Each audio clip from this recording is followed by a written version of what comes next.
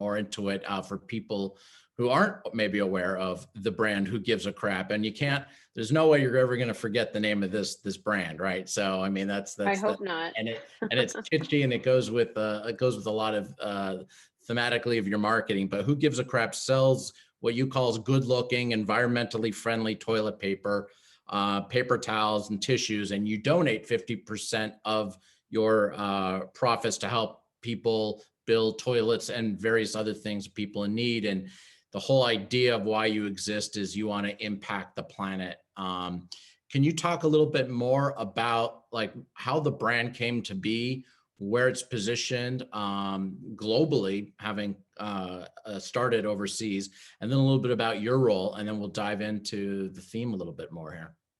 Sure. So thanks again for having me. It's really fun to do these things, and hopefully everyone watching and being able to consume this is helpful for them as well. Um, like you mentioned, I'm Jenna Tannenbaum. I'm head of growth marketing at Who Gives a Crap.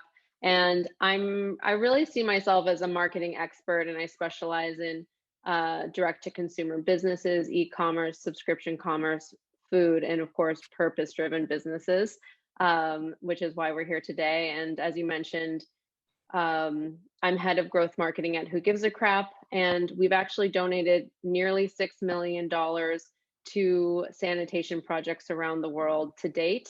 And it's been, really incredible being able to work at such a strong profit for purpose business and purpose-driven brand. The beginnings of Who Gives a Crap, it really started with an epiphany moment in 2012 where our founder, Simon Griffiths, was literally sitting on the toilet, and he had an idea where he said, you know what would be great if I created a company, we sold toilet paper, eco-friendly toilet paper, and donated half of the profits to help sanitation projects all over the world, and we'll call it Who Gives a Crap. So it's kind of amazing that he had this idea, and a lot of entrepreneurs kind of iterate through a lot of different ideas and products and to find their product market fit. But he had really felt this strong wanting from consumers where we're looking for an eco product that doesn't suck. And we also want to put our money in businesses that are in the business of doing good.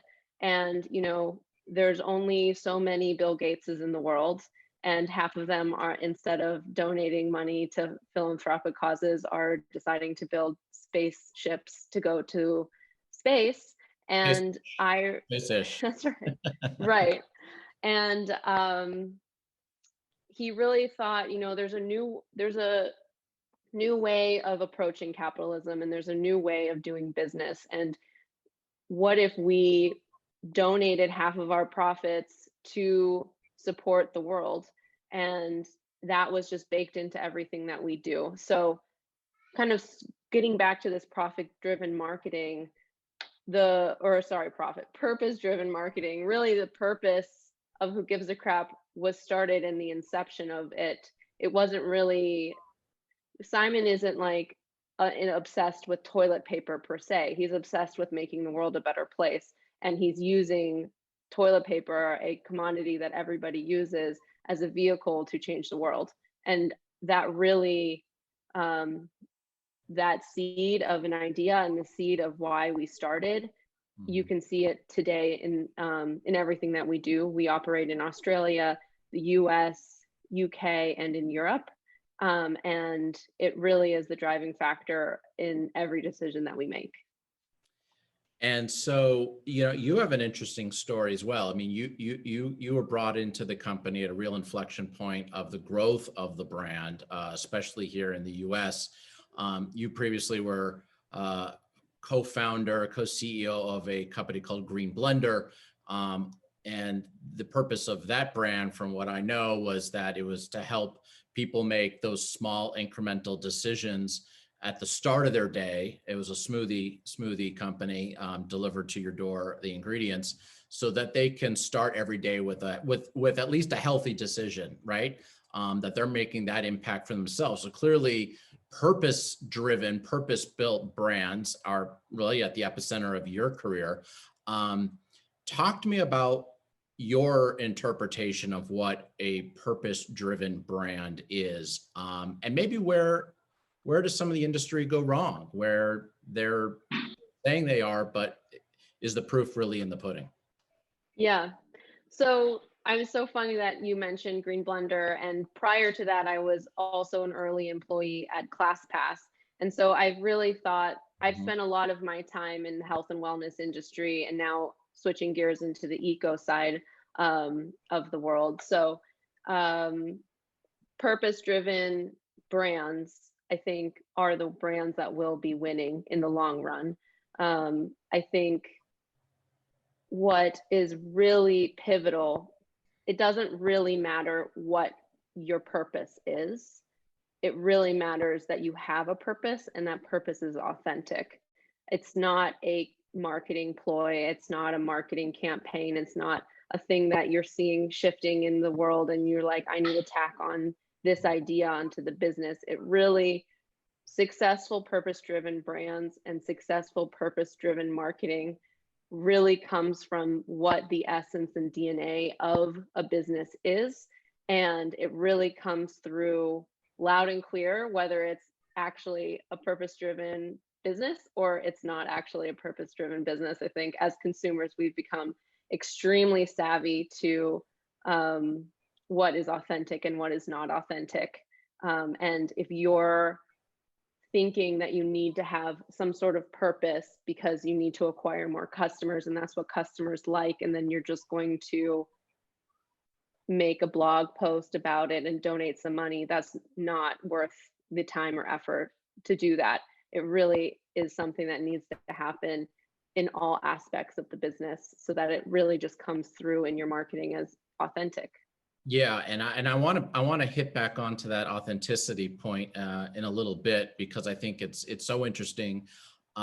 It's a conversation I know that we as a council have gotten together with marketers and talked about that as it relates to all different areas, whether it's diversity, inclusion, or multicultural marketing or purpose-driven marketing. But want to put on our kind of our tactical marketer hat here for a second, and talking to a community of brand marketers here, where is the starting point when thinking about where the purpose-driven mission is starting? Where do you start weaving that into the marketing plan? Right. You talked to, it's not something it's not like slapping a logo on something and saying, okay, great, here we did this one purpose driven program or this small campaign, or maybe we did a PR release because we gave a little bit of money to a local charity. But how do marketers, where do they start? How do they start having a conversation internally on where the purpose-driven elements of their company are woven in to really the upcoming marketing planning purposes? Yeah, I mean, I think it really starts with being authentic. So really getting clear on what the business's mission is in this world. What do they care? What does the business care about? What is your brand platform? And how does it relate to what you do every day? If it's something like health and wellness and providing affordable access to fresh produce, for example, like Imperfect Foods, and weaving that conversation into food waste and that whole kind of ecosystem around food access, then your purpose to create a purpose driven campaign really should be falling within those guardrails. So, access to fresh produce, addressing food deserts, food waste, all of those kinds of initiatives really feel genuine and a part of that brand platform. I think it's really important that you start somewhere, you come up with a strategy and a vision that you're going to roll out 1, 2, 3 years, 5 years down the road. Because the other part of being authentic and being a purpose driven brand and having a purpose driven marketing strategy is that consistency is key. Everything you do, you must continue to do and talk about and work on and update your consumer base with what you have publicly stated as your purpose. I think that it's not a one and done kind of thing, and it does take a lot of buy-in from the team to be able to do. So I think doing that pre-work to begin with, if you don't already have a purpose-driven initiative as a business, if you're a founder yourself, doing a lot of internal soul searching to decide, what is it that you really care about and where you really want to make a difference. If you're not a founder, working closely with the founders or the C-suite to really ensure that there's consistent buy-in from the top and from the bottom and all ways around it, so that you spend the time getting really clear on what you're going to talk about, what you're not going to talk about, what feels right, what doesn't feel right, where you need to have a voice and where you probably should sit out. I think those are all conversations that should be had in upfront, and then kind of coming through, with this over layering of how we educate our consumer base, how we talk to new customers, how do we lean into giving the right tools to our customers so that they can educate their kind of sphere of influence, is all really important. And really keeping it consistent is the key to having, any marketing initiative is having a consistently clear message. And the stakes are even higher when you move into the purpose-driven marketing, because there's a lot more scrutiny for whatever reason when you're trying to do good.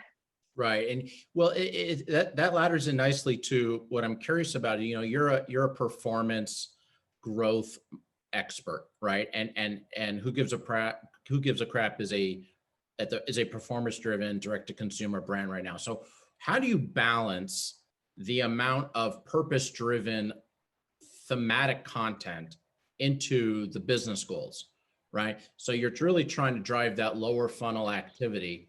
How much of it is more performance driven marketing to drive the business versus how do you balance more the brand purpose, brand awareness, kind of more mid to upper funnel marketing for what is essentially a D2C brand?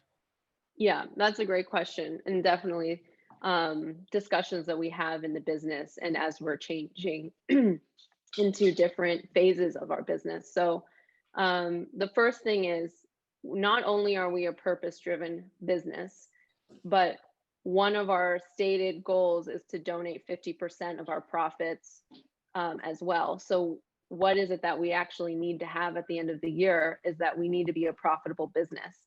And so that's really an important discussion point when we are talking about direct response and kind of lower funnel initiatives. And the business itself has been built on making sure that we have constantly ROI positive channels that we play in. That being said, because we are so profit conscious, we really make sure that every ounce of everything that we do is shareable and easy to communicate with our customers. I have like something in my throat. But so basically what we think about when we focus on this marketing funnel is a couple things. One is context is key. So I think we are kind of in a really exciting time in the digital marketing space. In the first time in 25 years or so, we are shifting from behavioral marketing, where you can retarget people and the internet just knows what you're searching for and buying, so you can quickly start retargeting the types of people that would need toilet paper, for example. And with the onslaught of all the privacy concerns and iOS updates and everything that's happening, we're now moving away from this behavioral digital landscape, and we're moving into a contextual landscape where, yet again, context is key. It's kind of going back to the basics and making sure that you're showing up in spaces that make sense for your brand and that makes sense and that you're altering what you're saying that makes sense for the people that are consuming in that space. So I'm thinking like podcasting is a good example around host read ads, where you know the audience that you're running your ad on. And so you can make sure that your talking points really resonate with that audience. Um, Showing up at sampling programs and understanding, more of the top line or upper funnel areas where you are, where you are in a street team or billboard campaigns, understanding that context and where people are going to be in that moment while they're consuming your content. So that's one thing is shifting from this behavioral idea into this contextual thought process is really lending itself to creating a more full funnel marketing strategy. The second thing that we focus on when we're building out our marketing initiatives is really leaning into word of mouth. We have an incredibly loyal and vocal customer base, which is amazing, and really allowing our customers to speak on behalf of us to help educate their friends and family around why it's super easy to switch from, you know, virgin toilet paper, which most people don't even realize trees get cut down to make toilet paper that you use for a second or two and immediately flush down the toilet. And then on the other hand, educating people around, more people in this world have access to a cell phone than they have access to a safe toilet to use. And when you don't have a safe place to go to the bathroom, your waterways get polluted, people get sick, and it's really a preventable thing that we can work on. And so leaning into word of mouth, not only what our customers can do, but I also like to think about all of the word of mouth adjacent channels that we can layer on in the marketing strategy. And when I say word of mouth adjacent channels, I mean in the influencer space, I mean friend referral programs, even host read podcasts can be more of a word of mouth adjacent channel where you have this feeling of someone or your friend telling you about an interesting product. The last thing that we think about, not the last thing, probably the first thing that we think about is how we can get our products to work as much as possible for the cause.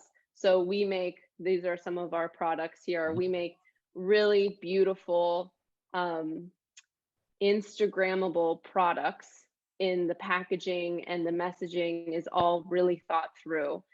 On top of that, you have to have just a standard product that works well, that is not subpar, and is delightful to use. So maybe that's really like the foundation of all the things that we work on, is having a really great product that looks good and feels good and then does good once people make the purchase. And that's really the foundation of everything that we work on, that ladders up into making sure that we are a profitable business at the end of the day, since that is our mission, to make sure that people have access to a safe toilet. Yeah, it's interesting.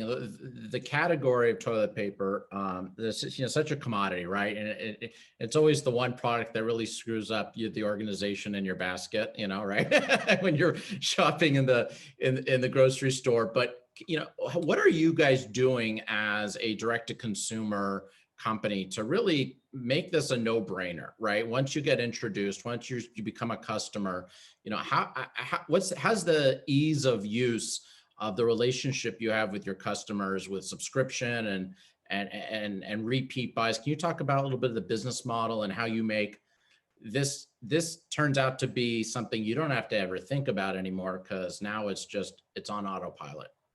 Yeah. And I mean, I think if 2020 taught us anything, it's to be prepared with how much toilet paper you have in your household at any given moment. But what we think about is just making everyday choices really easy and That's right. easier than you can think of. So, um, first and foremost, like I said before, we really make sure that our products are great and that we like them and use them, and then that they look good and they feel good when you're displaying them in your Mhm. bathrooms. That's like the base of everything that has to happen. The second thing is we sell in bulk. So usually when you go to the grocery store, you're buying 6 or 12 rolls at a time. Here at Who Gives a Crap, you go to our website and you order 24 or 48 rolls. So that can last, a typical household anywhere from a month to 6 months to even sometimes a year if you live by yourself. And so it's kind of like you make that purchase and then you're one and done. You don't have to think about it again. We've layered on subscription for the people that would like to have a subscription. So that it really is as easy as possible to just get what you need, your household staples in your house when you need them. Um, that being said, I think that subscription gets a bad rep sometimes, where companies make it really difficult to cancel and they don't tell you when your order is coming up. We really have taken um, a human first approach. Like, how would you, as a consumer, like a subscription product to work?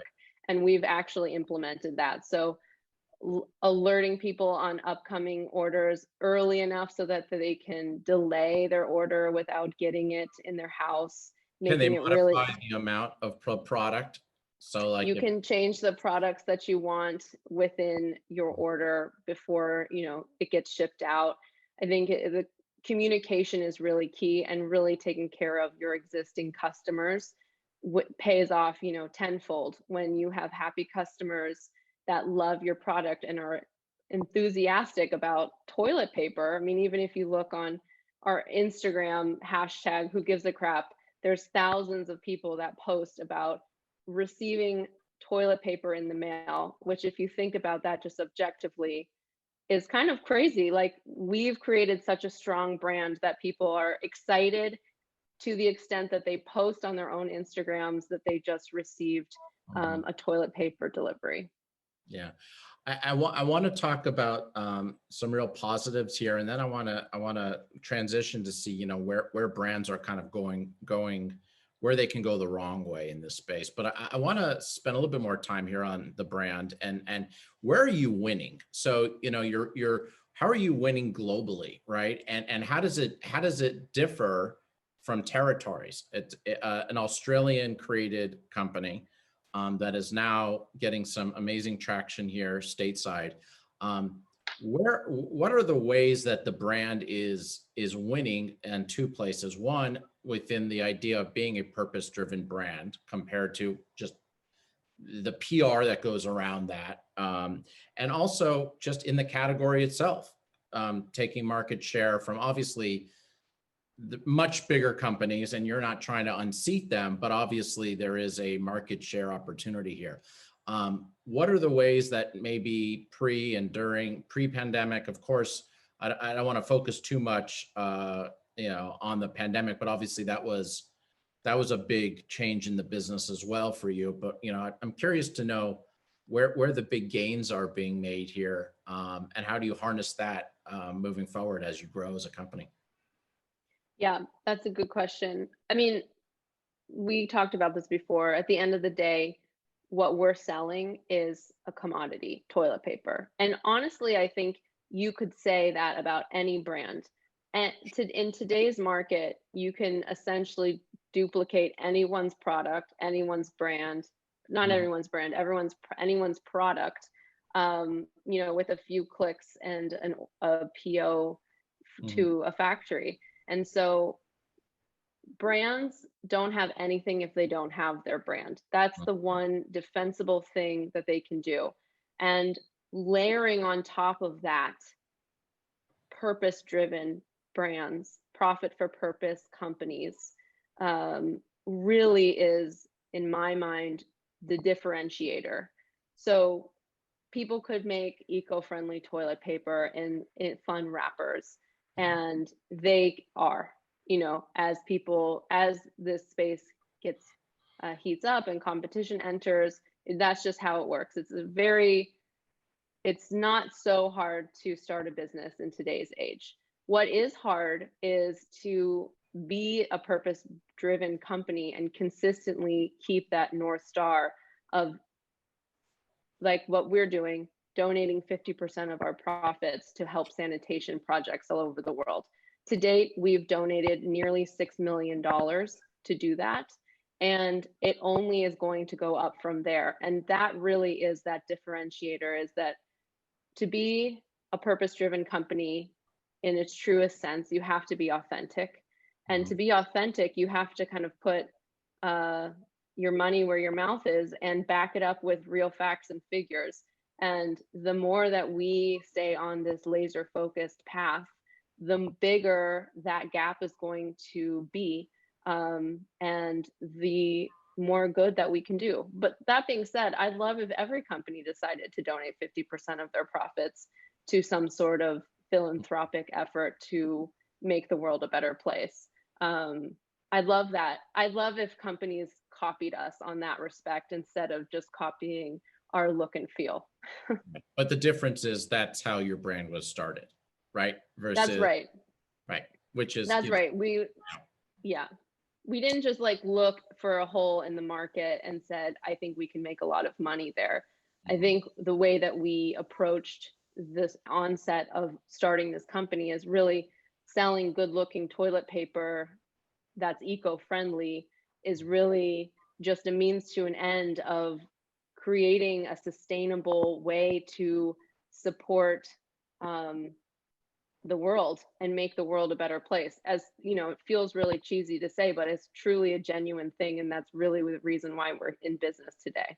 Yeah, you're in a unique position because the company was built essentially from scratch as a purpose-driven brand. But how, if you were to be giving some advice to some of your fellow brand marketers who are working at companies that don't really necessarily lean very heavily into this, but they now know that there needs to be something that they do. Can you share a little bit about where do brands maybe need to sit out and sit on the sidelines versus be unauthentic? You see it, I think, a lot in how brands are approaching certain social causes and getting some backlash and saying, well, it's great that you put this image up on Facebook during, this period in time when some social issue comes to the forefront, but then for the rest of the year, you're nowhere to be seen. When marketers are thinking about adopting a more purpose-driven approach, what are some things you would recommend that they avoid? And what are some things that you recommend that they do internally, not necessarily how it works on a consumer side, but what do you need to do internally to get that buy-in, right? To get everybody on the same page. Otherwise, it seems to kind of operate in a vacuum, right? And the impact is probably not going to be there. That's right. I mean, it all comes down to authenticity and where you think your brands can be as authentic as they possibly can. And I would say, really getting clear on what your brand mission is, what your company mission is, what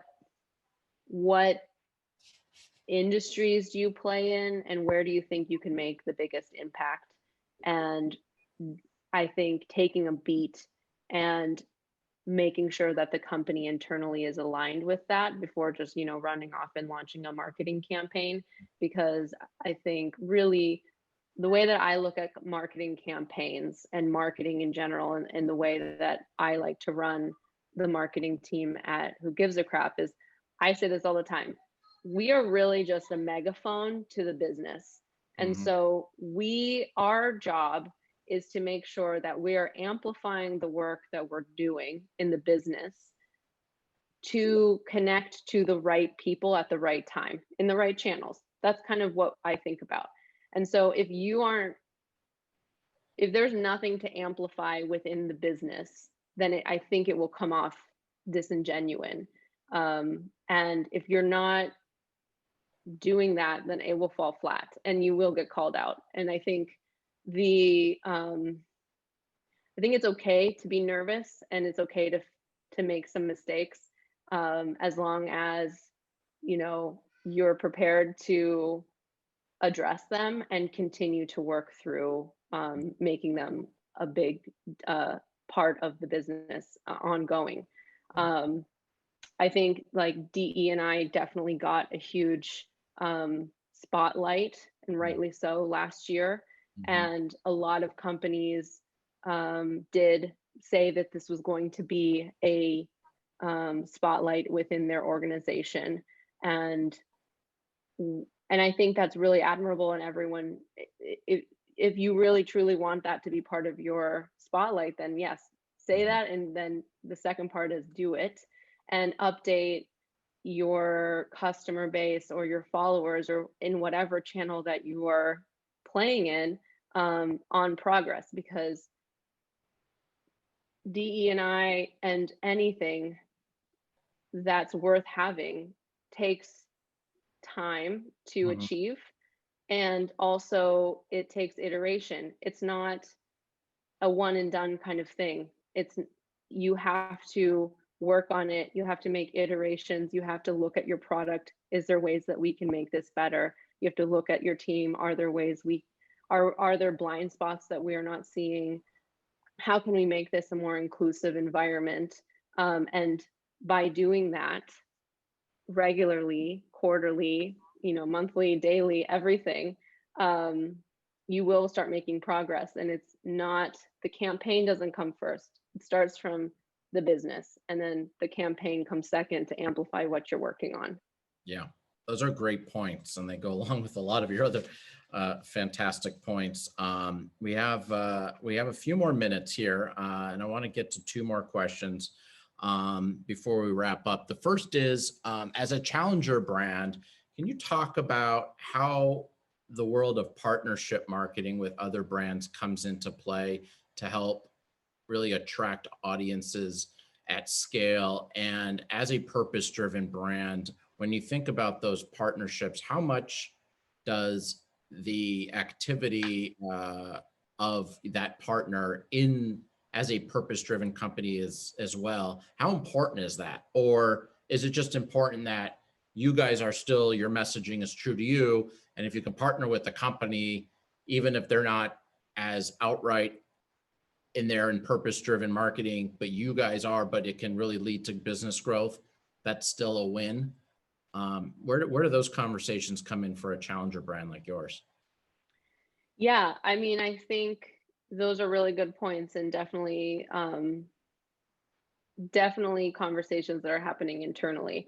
I think that working with partners is kind of similar to the hiring process as well, which is, if it's not a hell yes, it's a hell no. And so I think it's really important to initially feel really good about the business. And I don't think it's exactly a black and white conversation where we would go out and say we only partner with eco-friendly businesses, or we Yeah. only partner with businesses that donate portions of their profit to charity. I think that it's really um, partially gut. As much as I love data and numbers, this is the art side of the art and science of marketing. Mhm. And understanding, I think really thinking about what brands do we really admire internally. I think we have